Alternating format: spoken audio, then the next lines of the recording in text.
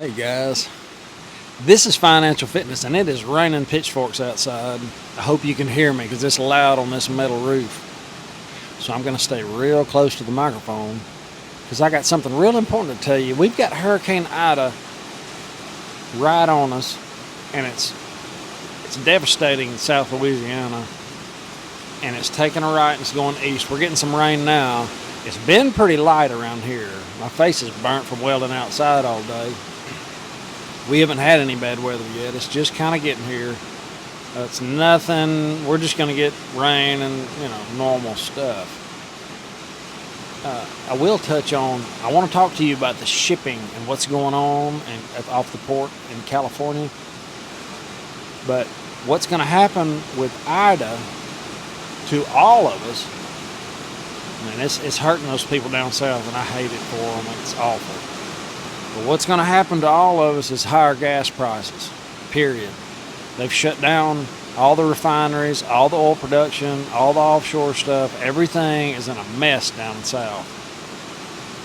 And that's going to hurt us. But what's going to hurt us as well is this story that I just got off of Zero Hedge. And I want to highlight some things for you. California port pileup shatters record and imports still have not peaked. Now, I don't know if you've been paying attention. I know you have because you know what's going on. You're watching. You're noticing things not be there, not show up. Why can't I get paint to paint my project at work? Why can't I get these simple things? We have shortages already, and it's about to get a lot worse. Now, this is from Anchorage stats. Now, this is really interesting. When they talk about anchored and berth, so when ships come in and they're not ready to give berth at the dock, they anchor. They anchor here and there, and there's a spot in the ocean where they anchor. But check it out. Hope of any relief this year has vanished. Capacity constraints are expected to continue until the first half of 2022. What? 2022. Let's keep going. Looks like we'll have to handle even higher volumes next month. The likely outcome, carriers will be forced to cancel more sailings and terminal berths, max out ships, get stuck at anchor, even more cargo will get rolled over to later. Pushed to future sailing, and importers will face even longer delays and even less slot availability as they scramble to build inventories for the holiday sales. Even the wild, crazy Democrat Kamala Harris said, "Go ahead and buy your Christmas presents if you want any." I can't believe that. So I guess if you want. The Christmas presents aren't getting any cheaper, and they're not going to be any more available than they are right now.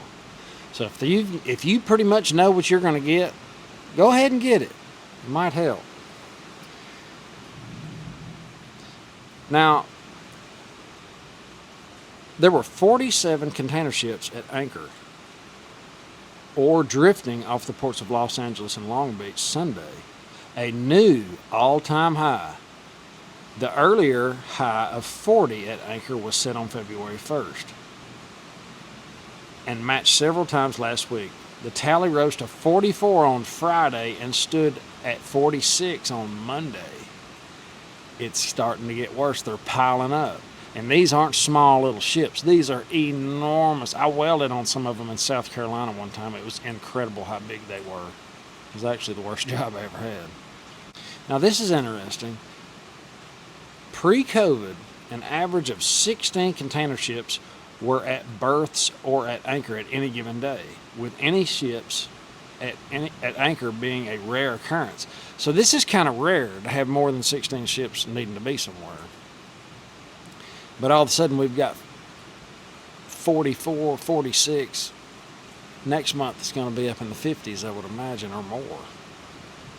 There are almost 60% more container ships at anchor than at berth. Even higher volumes on the way. The expected spike in imports generated by the peak season and pre-shipping cargo is already here, making the operation more complex. I'm not going to read it all to you. That's the highlights. The moral of the story is we have more supply issues and there's plenty of demand. My brother-in-law said there's so much cargo that needs to be hauled. He has a trucking dispatch company. They haul for big names. And there's so many regulations on our truckers. There's nobody that wants to work at the shipyard. I don't know that. If you have somebody at the shipyard that would do an interview with me or just fill me in, because I want to know somebody on the inside that knows what's going on, because this chicken's coming home to roost, and it's a 40-pound chicken. I mean, this is a big deal.